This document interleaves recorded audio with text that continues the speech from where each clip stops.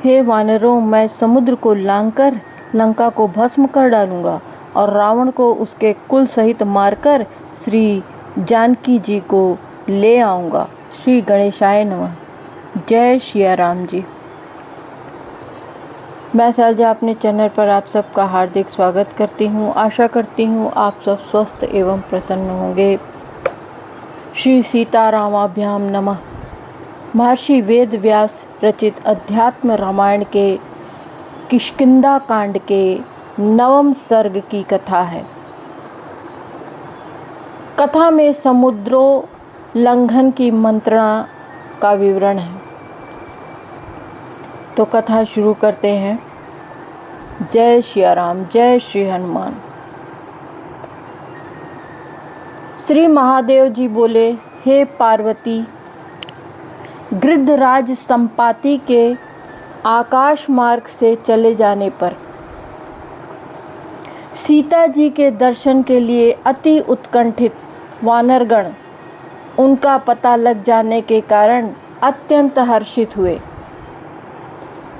किंतु जब उन्होंने नाकों और भंवर आदि के कारण अत्यंत भयंकर उत्ताल तरंगों से उछलते हुए तथा आकाश के समान दुर्लभ समुद्र की ओर देखा तो आपस में कहने लगे कि हम किस प्रकार पार कर सकेंगे। तब अंगद जी ने कहा, हे वानर श्रेष्ठ गण, सुनिए, आप लोग अति बलवान, सभी अत्यंत बलवान, शूरवीर और पराक्रमी हैं। अतः आप में ऐसा कौन है जो समुद्र लांघकर राज्य कार्य संपन्न करे? वह निसंदेह इन समस्त वानरों को प्राणदान करने वाला होगा। अतः जो महाबलवान वीर ऐसा हो वह शीघ्र ही मेरे सामने आवे, इसमें कोई संदेह नहीं। वही संपूर्ण वानरों की, सुग्रीव की और स्वयं भगवान राम की भी रक्षा करने वाला होगा। युवराज अंगद के इस प्रकार कहने पर समस्त वानर सेनापति चुपचाप बैठे रहे। किसी के मुख से एक शब्द भी नहीं निकला। परस्पर एक दूसरे का मुंह ताकते रह गए। अंगद बोले, अच्छा, इस कार्य को करने के लिए सब लोग अपनी शक्ति का वर्णन करो, तब इस बात का पता चल जाएगा कि इसे कौन साध सकेगा। अंगद की यह बात सुनकर सब वानर वीर पृथक पृथक अपना बल बतलाने लगे। उनमें से एक एक ने 10 योजन से लेकर क्रमशः 10-10 योजन अधिक जाने तक की अपने सामर्थ्य बताई। अंत में उन सब वनचरों में से जामवान ने अपनी शक्ति 100 योजन के भीतर तक जाने की बताई।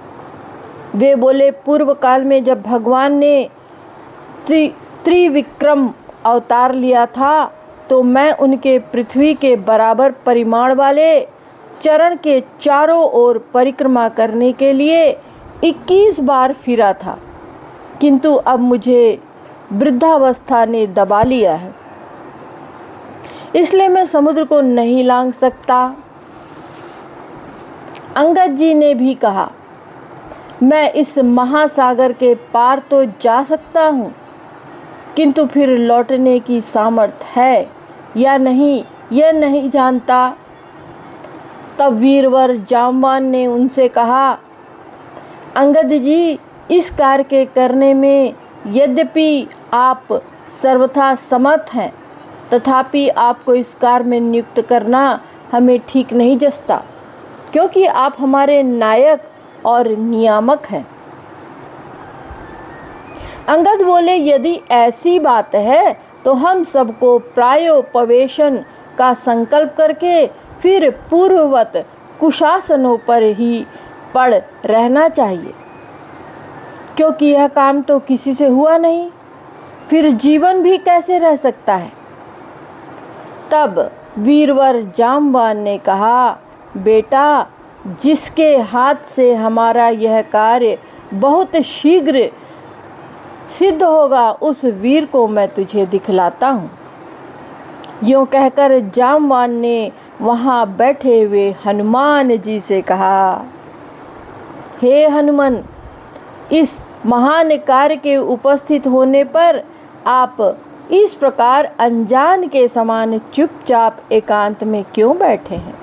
हे महावीर, आप साक्षात पवन देव के पुत्र हैं और उन्हीं के समान महापराक्रमी हैं।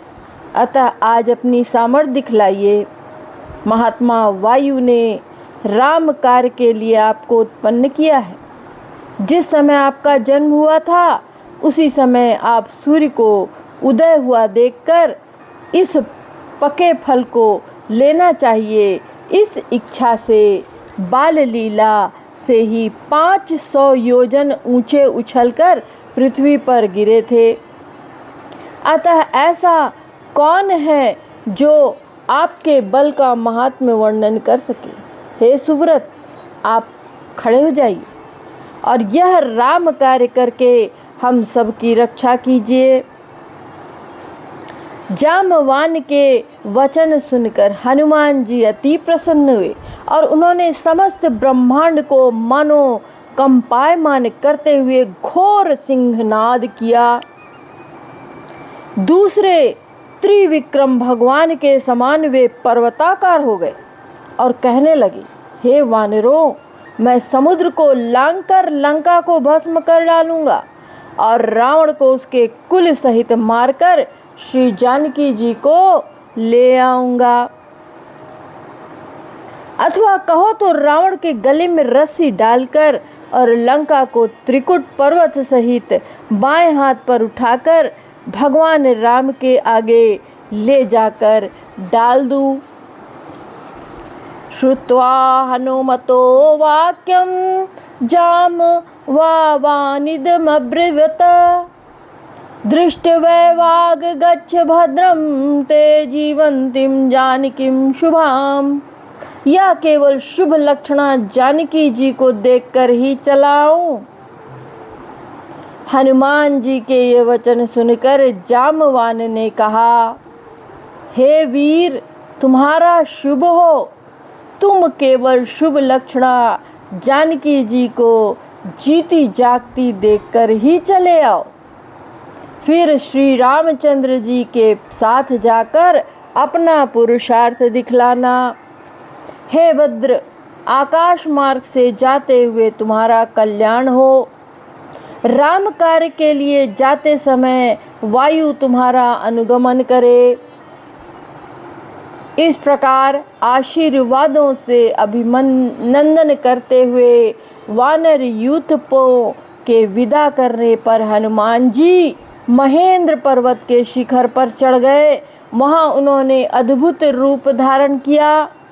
उस समय समस्त प्राणियों को वायुपुत्र महात्मा हनुमान जी महान पर्वतराज के समान विशालकाय, सुवर्ण वर्ण, अरुण बाल सूर्य के समान मनोहर मुख वाले और महान सर्पराज के समान दीर्घ भुजाओं वाले दिखलाई देने लगे।